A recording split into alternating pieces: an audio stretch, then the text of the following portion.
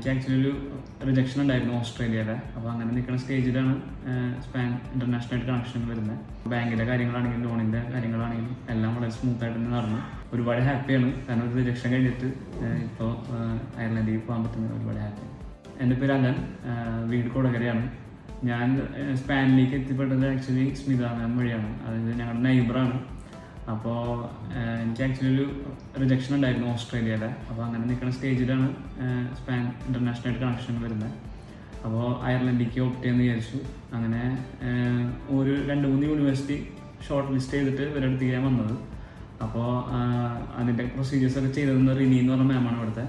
പുള്ളിക്കാരി സത്യം പറഞ്ഞാൽ ഭയങ്കര കാമാണ്, പേഷ്യൻ്റാണ്. അതായത് എന്ത് ഡൗട്ട് വന്നാലും വളരെ ജെന്യുവിനായിട്ട് അതിന് റിപ്ലൈ പറയാനും കൂടെ നിൽക്കാനൊക്കെ എപ്പോഴും ഉണ്ടായിരുന്നു.